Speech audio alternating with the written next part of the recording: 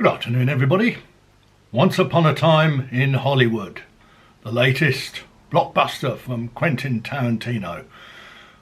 What's it like? Is it any good? Should you spend your money? Stick around and you'll find out. Now, a couple of weeks ago, I went to see Apocalypse Now with my favourite movie buddy, my son Joel. And he hadn't seen it before. We saw the final director's cut. It was about 3 hours long. And when we came out, we talked about it, as we always do. And I said to him that I didn't think Apocalypse Now was a great film, but as a cinematic experience, it couldn't be beaten.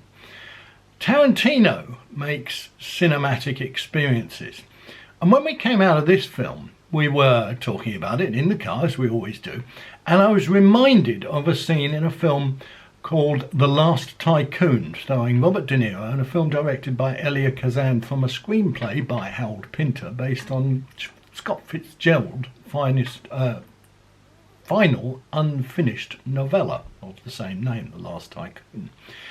Anyway, there is a scene in there where Donald Pleasence, as a screenwriter, comes into Robert De Niro's office. He plays a movie producer called Monroe Starr, based on Irving Thalberg. And Donald Pleasence's screenplay is not very good. So Robert De Niro starts to illustrate the process of making a movie. And he describes the setup of a scene and the camera angles and some action happening.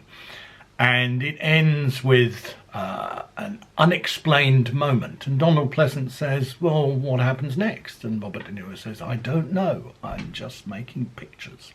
And what Quentin Tarantino does is he makes pictures. He makes movies. He doesn't make films, he makes movies. He makes cinematic experiences. And there are few directors around today who can match his achievement. Now, is Once Upon a Time in Hollywood a great film? Yes, it probably is. Is it a great movie? Unquestionably. What's it about? Well, it's about two people, one played by Leonardo DiCaprio and one played by Brad Pitt. DiCaprio plays a movie actor in not the twilight of his years, but he's no longer as famous as he once was. His name is Rick Dalton. And Brad Pitt plays his longtime buddy and stunt double called Cliff Booth. And they're good mates, and they've been good mates for a while. Cliff Booth is a sort of gopher and a helper and a driver when Rick Dalton isn't performing so well. But this is their life together. And the film takes place in 1969. And as it happens, Rick Dalton's house is on Cielo Drive in Hollywood. And it is next door to the house that Roman Polanski and Sharon Tate rent. So far, so interesting. And you maybe need to be of a certain age, but it's certainly a cause celeb. But the murders of Sharon Tate and others in 1969 were a massive story on the back of Charles Manson, who operated a sort of cult using hippies. He had a cult, lots of hippies took part in it, and these murders were the culmination of that. Anyway, is the film about that? Well, yes it is, and no it isn't. And the clue is in the title, Once Upon a Time in Hollywood. So when I came out of the cinema, and I was talking to Joel about it, we said the thing about this movie is it's a story.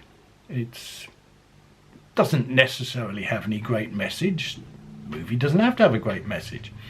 It doesn't necessarily teach you anything about the human condition. A movie doesn't have to. Perhaps it's good if it does, but it doesn't have to. It doesn't tell great truths about life or Hollywood or America or anything like that. It's a story. And what a movie must do, above all other things, in my view, is it must entertain. You must sit there in that darkened room with a whole load of strangers for 1.5, 2.5 hours, whatever it is, and be entertained. And you want to come out of it and say, I enjoyed that. I spent my 10 quid or my 20 quid or whatever it is, and I had a great time. I was entertained. And I was entertained by this movie. I loved it. It's not without faults. There's a scene in it with Bruce Lee, which is a little problematic. There are a couple of scenes in it that drag on a little bit too long. Quentin Tarantino has a rather odd and unfortunate fetish with feet, which make rather too many appearances in the movie for my liking. But then what Tarantino film is perfect? He doesn't make perfect movies, and I'm not even sure he wants to make a perfect movie. He wants to make his movie. He wants to tell his story. He wants to tell his view of the world, and it's a world that he recreates immaculately. Now, I wasn't in Hollywood in 1969. I was 13 in 1969. Gives some idea of how long ago it is. I'm 63 now. But in 1969 there was some fabulous music. I remember some of that, and the music is stuffed the film is stuffed full of fabulous music, as Tarantino's films always are.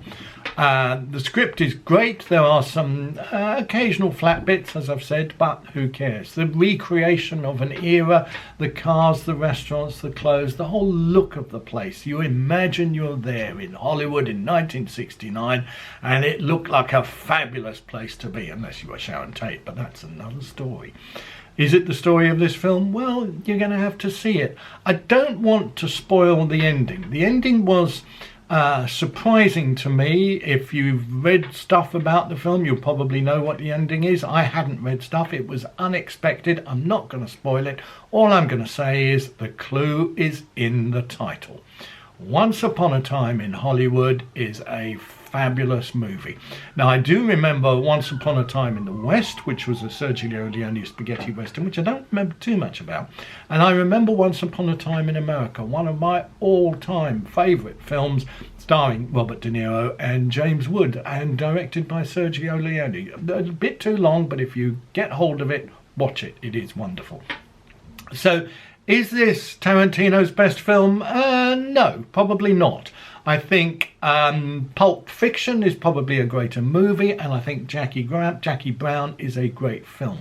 But Once Upon a Time in Hollywood is a wonderful cinematic experience like no other.